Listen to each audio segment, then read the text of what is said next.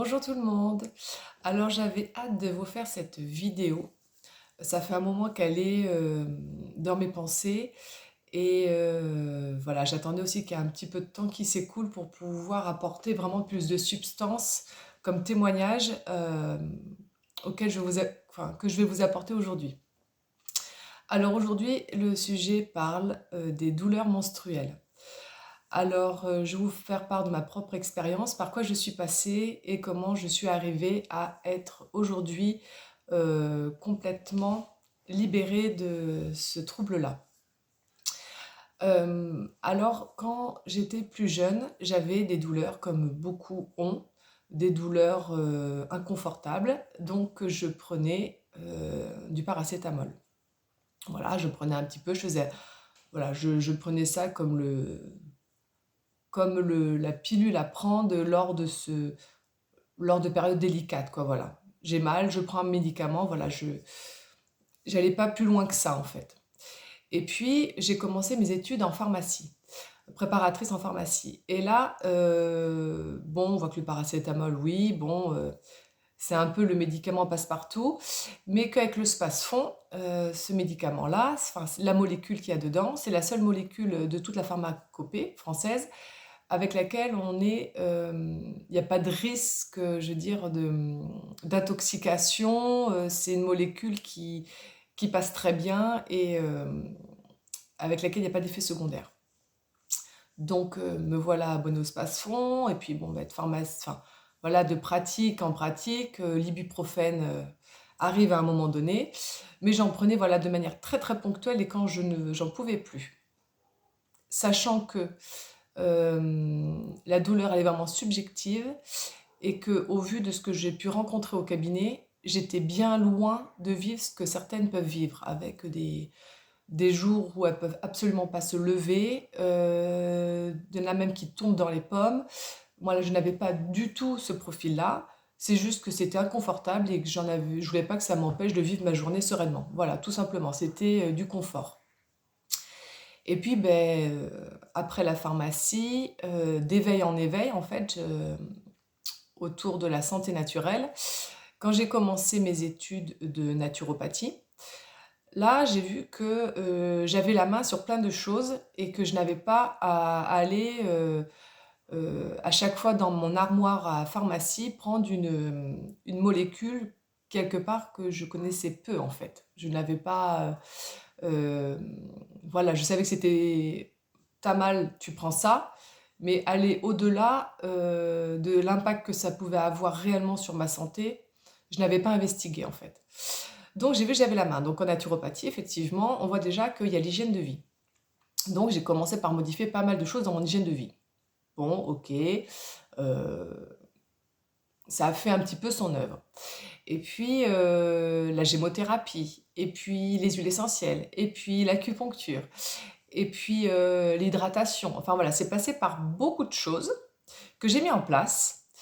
Et bon, ça a apporté ses fruits, mais au vu de toute l'énergie que je mettais pour arriver à pallier à ce trouble, qui, je le répète, n'était pas enfin, invalidant. Le premier jour était difficile, mais les autres jours, ça allait. Et quand je dis difficile, voilà, je baissais mon régime d'activité ce jour-là, je m'aménageais, mais pour autant, ça me semblait pas normal quand même que tous les mois, je sois euh, invalidée, parce que pour moi c'était invalidant, de pas pouvoir, de faire ce que j'avais prévu, de pas être euh, dans les différentes activités qui m'animaient en fait. Donc même si maintenant j'ai intégré que ça fait partie d'un cycle et que voilà, tout ça je l'ai mis en pratique, hein. Tout a été, j'ai bien vu comment je fonctionnais, euh, il y a eu beaucoup d'observations. J'ai également aussi pratiqué la libération de lignées, donc je recueillais mon sang et tout en conscience, je libérais ma lignée de tous les traumatismes, de tout ce qui avait pu se mettre dans mon périnée, dans mon utérus qui pouvait être souffrant et douloureux, siège des mémoires. Donc je libérais mon sang tous les mois en conscience, à chaque fois. Donc je récupérais mon sang dans ma cup, hein, dans ma cup tout simplement. Et ça, je l'ai pratiqué pendant plusieurs années.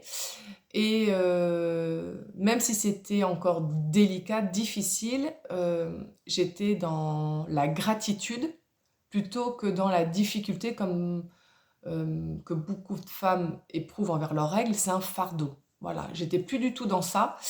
Mais il y avait quand même cette difficulté à enfin, ces douleurs.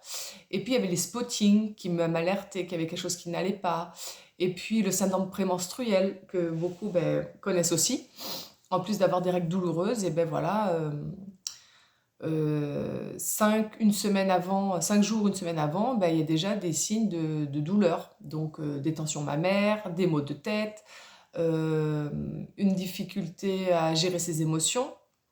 Euh, et puis voilà, ces fameux spottings et des douleurs aussi au niveau lombaire. Enfin voilà, moi je n'ai pas eu tout ce panel-là, mais encore une fois, enfin, je fonctionne comme ça. Dès que j'ai une petite indication corporelle qu'il y a quelque chose qui cloche dans mon corps, je l'écoute tout de suite et j'essaie de voir comment je peux y répondre. Donc, euh, il est vrai que quand on est envahi par la souffrance, au bout d'un moment, on baisse les armes, on va prendre tout ce qu'on peut pour faire passer cette douleur et c'est totalement humain. Et puis en même temps, on n'a pas à souffrir comme ça. Si on a quelque chose qui peut nous soulager, autant l'avoir sous la main. Toutefois, il ne faut pas se reposer sur ça. On prend quelque chose pour aller mieux, mais ne pas oublier l'investigation qui fait partie vraiment de notre responsabilité d'acteur de notre santé. Donc c'est le travail que vous faites avec un naturopathe. Le naturopathe est là vraiment en tant qu'éducateur de santé naturelle et d'accompagnement dans votre propre processus d'auto-guérison du corps. Donc vous pouvez être accompagné tout à fait en allopathie pour un trouble, endométriose, des fibromes, tout un parcours, un protocole de soins allopathiques, sans oublier d'aller investiguer à côté. Parce que le jour où vous arrêtez votre médication allopathique, le problème n'est pas résolu. Donc il va revenir. Et même le problème peut être déplacé et forcément être plus profond et plus criant jusqu'au moment où il faut qu'on intervienne au niveau lésionnel sur le corps parce que le voyant a été allumé pendant des années, il a été éteint avec l'allopathie, mais s'il n'y a pas eu une investigation personnelle à côté pour savoir pourquoi ça se réveille, pourquoi chez vous, pourquoi comme ça, il faut investiguer. On est responsable de notre santé, on ne peut pas se reposer sur le corps médical. Il faut retrouver cette... ben oui, notre responsabilité, j'ai pas d'autres mots à mettre dessus parce que ça fait vraiment partie de chercher. D'accord, vous avez quelque chose qui vous permet d'aller mieux, mais il faut aller voir pourquoi vous avez ça qui s'est réveillé et comment y répondre pour vous libérer, tout simplement. Parenthèse fermée, de la naturopathe, je reviens à mon expérience personnelle. Donc voilà, j'ai mis plein de choses en pratique. Donc il y avait des mois où ça allait un peu mieux, d'autres mois où c'était et compliqué. Et puis voilà, enfin voilà, ça faisait... mes efforts étaient payants, mais j'étais quand même déçue au vu de toute l'énergie que j'y mettais, que ça n'aille pas mieux. Donc par rapport à la libération des lignées, c'est très important de le faire, cet exercice-là, pour celles qui sont encore menstruées et qui peuvent utiliser la cup. Vous avez le livre que je recommande d'ailleurs à toutes les femmes et même à tous les hommes, parce que ce livre a été écrit par un homme. Je pense que c'est ça qui le rend encore plus magnifique. Plus magnifique, je ne sais pas si ça dit, mais qui le rend encore plus beau. C'est parce qu'il y a vraiment cette écoute masculine de ce que les femmes vivent et de cette approche féminine que chaque homme a en lui.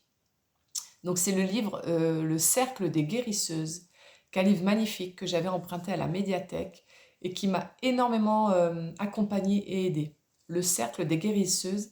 Et vous avez aussi le document Arte, le sang menstruel sans miracle, point d'interrogation, parce qu'effectivement ce sang est précieux et il est rempli de cellules souches qui permettent la guérison de beaucoup de maladies. Donc effectivement, il est temps qu'on en parle et d'honorer ce sang Et si les femmes retrouvaient cette connexion avec ce sang précieux, ça serait plus facile, je pense, pour elles de retrouver la déesse euh, qui sommeille en elles. Voilà, d'honorer euh, toute la vie qu'il y a dans notre bassin. Donc pour ça, je vous invite, il y a des cercles de femmes, il y a plein de pratiques de féminin sacré qui existent. Demandez à être bien inspiré, bien guidé pour avoir telle ou telle personne, parce que voilà, pour que votre stage vous apporte la plus grande satisfaction possible, de vraiment toquer à la bonne porte, mais vraiment de remettre de la lumière, de l'amour, j'allais dire des strass, mais des bijoux en fait dans ce dont nous sommes capables, notre corps nous permet de mettre au monde. Voilà. Et pas uniquement pour les femmes qui désirent être mères. Euh, donc je reviens, je fais beaucoup d'apartés, hein, j'espère que vous ne perdez pas le fil. Donc malgré tout ce que je faisais, eh ben, voilà, j'ai mis beaucoup de choses en place de manière très très matérielle et de manière émotionnelle. J'étais à l'écoute de ce qui se passait dans mon bassin, dans mon utérus, et également au niveau énergétique, avec voilà, des rituels de libération de lignée. Et, euh, et puis jusqu'au jour où je vous ai fait une vidéo, il y a maintenant 20 mois, j'ai accouché de mon 5e enfant, de ma petite Solal. Et ben, l'accouchement, c'est pas du tout prévu comme les autres. Je vous ai fait une vidéo où je vous parle de mon accouchement. Et j'ai fait une hémorragie. Donc ça a été une hémorragie assez importante. J'ai perdu beaucoup de sang en très peu de temps. Et quand j'étais dans cette salle, si vous réécoutez la vidéo, dans la salle où médecins, gynéco, infirmières, anesthésistes, enfin il y avait tout le panel, il y avait beaucoup de monde autour de moi. Je vous ai dit à un moment donné dans la vidéo que j'ai senti beaucoup de chaleur là, derrière moi, tout derrière moi là. Et je sentais que j'avais les femmes de ma lignée qui m'accompagnaient. Et donc j'étais pas du tout inquiète, j'étais très sereine, c'était doux, chaleureux, bienveillant, un cocon, vraiment un cocon. Et j'ai compris ou entendu, ou je ne sais pas comment ça s'est manifesté. En tout cas, c'était très très fort et je ne pouvais absolument pas remettre en cause ce qui me parvenait. C'était une libération karmique des femmes de ma lignée mortes en couche. Parce qu'effectivement, euh, j'aurais accouché le siècle dernier comme j'ai accouché là, je serais probablement plus ici pour faire la vidéo. J'ai bénéficié de toute la technique du professionnalisme euh, de la médecine actuelle et aussi parce que c'était pas mon heure. Il fallait que je communique sur ça également. Mais j'avais toutes ces femmes derrière moi et je libérais eh ben, mon utérus euh, par tout ce sang qui se déversait de toutes ces mémoires de traumatisme, de peur que je n'avais pas senti auparavant, mais qui se sont libérées. Et quand donc voilà, on accouche, enfin voilà, le problème, il y a eu quand même 3/4 d'heure de massage hein, utérin, donc c'était vraiment du lourd, ce qui se libérait. Et de toute façon, j'avais à peu près 5 femmes derrière moi. Donc voilà, sachant que je n'ai pas parlé en amont, que ma mère n'avait jamais eu de douleur de règles, que ma grand-mère, je l'ai jamais entendue quoi que ce soit, ni en bien ni en mal, mais que c'était comme un non-événement, quoi. Les règles étaient là, elles étaient là, voilà. Avec ma mère, j'ai pu plus en parler et pour elle, il n'y a jamais eu de douleur. C'est pour ça elle avait des difficultés à comprendre que puisse en avoir. Et quand j'ai commencé la naturopathie, pour moi, j'étais sûre que si mon utérus parlait autant lors de mes règles, c'est parce qu'il y avait une information, des mémoires qui étaient souffrantes. Donc j'ai fait beaucoup de choses aussi, des mouvements de bassin, j'ai fait énormément de choses.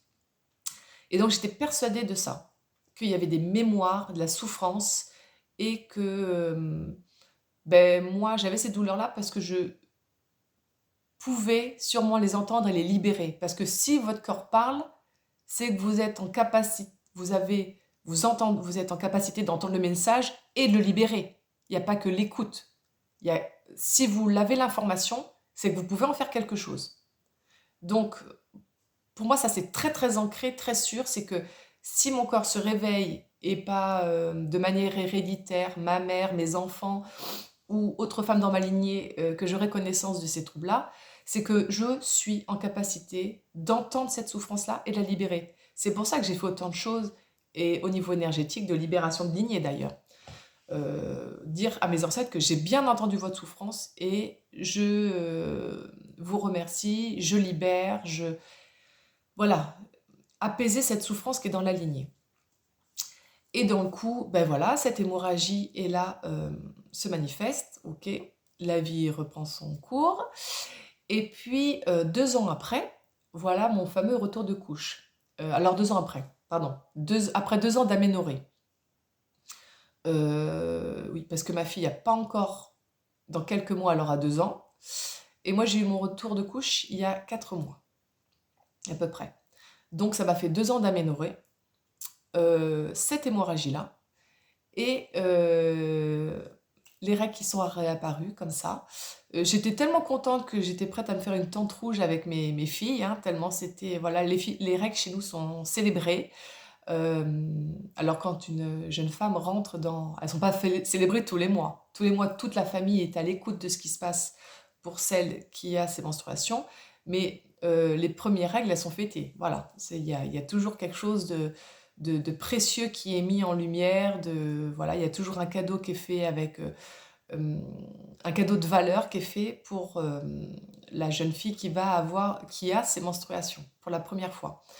Donc là, moi, j'étais tellement contente, je me suis dit, waouh, super, elles sont de retour, tout reprend son cours, vraiment, au niveau même physiologique, parce que je me suis dit, waouh, comment mon corps va se remettre de cette hémorragie-là, de tout ce qui s'est passé. Alors au niveau du sang, tout était revenu à la normale très rapidement. J'ai pas été transfusée parce que j'avais des réserves suffisante et que j'avais pris des compléments alimentaires pendant ma grossesse et ils m'ont fait une transfusion quand même de fer pour pas que j'ai le contre-coup. Donc il y a eu cet allaitement que je poursuis toujours, donc pendant plus d'un an, et ben, c'est normal de ne plus avoir ces règles. Donc bon, j'attendais sans attendre, mais je me disais mais comment elles vont se manifester quoi. Et puis dans le coup un matin en allant travailler, pouf, elles étaient là. Le sang tout de suite rouge, rouge comme mon pull. Pas de spotting, pas de douleur, rien. Mon cycle se passe comme ça. Waouh, j'étais épatée, ça n'est jamais arrivé. Le mois d'après, pareil, comme si de rien n'était. Le matin, je pars pour aller travailler. Les règles étaient là, comme ça. Aucune manifestation la veille, rien du tout. Et dans le coup, c'est comme ça depuis 4 mois. C'est pour ça que j'attendais un peu aussi de vous faire la vidéo pour vous dire que lors de mon accouchement, quand j'ai eu cette hémorragie, que j'ai senti ces femmes derrière moi et que quelque part c'était marqué en gros libération karmique des femmes de ma lignée morte en couche, c'était vraiment ça. Et ça témoigne et ça vient vraiment illustrer ma pensée primaire qui était que si mon utérus crie autant, c'est qu'il y a des mémoires de souffrance à l'intérieur.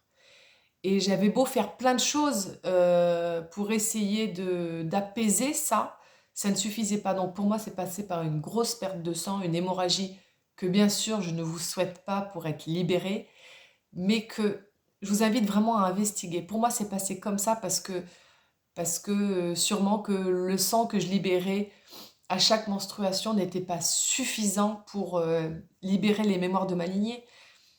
Il y a sûrement d'autres pratiques. Pour moi, c'est passé comme ça au niveau physique parce que c'était comme ça que ça devait être OK pour le faire. Toutes les femmes qui vont accoucher ne vont pas faire une hémorragie, et heureusement pour elles, et ne vont pas libérer comme ça. Tout le monde n'est pas porteur de ces souffrances-là, même si je pense que c'est une histoire commune dans beaucoup de familles. Et puis tout le monde n'est pas en charge de libérer ça non plus.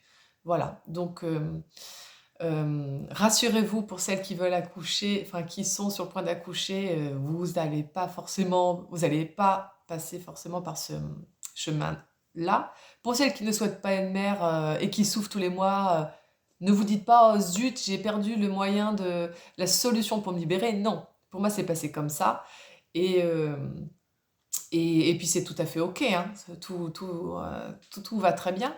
Mais voilà, je voulais vous témoigner de ça, que le corps crie, c'est une mémoire que vous êtes en capacité de libérer. Donc, utilisez tous les stratagèmes, tout ce que la vie moderne nous permet, avec Internet, tous les livres, tous les thérapeutes, toutes les pratiques, tous les soins ancestraux qui reviennent sur le devant de la scène. La naturopathie est beaucoup moins ancienne que, remarque c'est Moyen Âge, que, que la MTC, la médecine traditionnelle chinoise, dont j'ai fait appel également. Euh, L'Ayurveda, voilà, vous avez tout ça. Allez vers la porte qui vous semble la plus possible pour vous, la plus avec laquelle vous avez le plus d'affinité, mais ne vous arrêtez pas à un essai. Multipliez, recherchez, investiguez, menez votre propre enquête. Et sûrement que je n'aurais pas pu libérer ma lignée si je n'avais pas ouvert toutes ces portes avant, parce que j'en ai ouvert des portes et j'en ai lu des choses. Et j'ai écouté des témoignages et j'ai vu des films, enfin, des documentaires. Donc j'ai fait beaucoup de choses. Donc quand vous avez un trouble de santé, ne lâchez pas l'affaire, allez, euh, mettez tous les efforts bout à bout. Et vous savez pas au final ce qui a payé. Bon, moi je l'ai su parce que là l'hémorragie ça a été clair et net, ça a été pas du jour au lendemain parce que j'ai pas eu mon retour de couche tout de suite, mais il y a eu un avant, ça c'est clair, et un après. Donc ben, je remercie les femmes de ma lignée et je remercie mon corps de m'avoir permis de libérer tous ces traumatismes qui permettent aussi de libérer mes descendants. Voilà tout le monde ce dont je voulais vous faire part. Donc, si le livre vous intéresse, un très beau livre à offrir là pour les périodes de fête qui vont arriver, les anniversaires ou ce que vous voulez, Le Cercle des Guérisseuses. C'est vraiment un magnifique livre écrit par un homme merveilleux. Vraiment, c'est tip top. Moi, j'ai adoré ce livre. Et vous avez aussi le documentaire dont je vous ai parlé, Sans menstruel, sans miracle, pour l'interrogation. C'est un document Arte qui dure à peine 30 minutes et qui est vraiment chouette aussi, qui peut vous reconnecter avec votre féminité, vous honorer et arrêter de vivre les menstruations comme, comme un fardeau, comme une calamité, comme je ne sais pas tous les mots que vous pouvez mettre dessus, mais à connotation très négative. Honorez ce féminin qui est en vous, écoutez les souffrances qu'il a à vous raconter, libérez-les et vivez à fond votre féminité. Je vous embrasse toutes très fort et tous, s'il y a des hommes qui ont écouté et qui peuvent accompagner leurs femmes justement à dire écoute, j'ai entendu quelque chose, je peux t'accompagner sur ce chemin de guérison. Parce que votre conjoint est aussi important dans ces processus. Je vous embrasse tous très fort et je vous dis à bientôt. Au revoir tout le monde.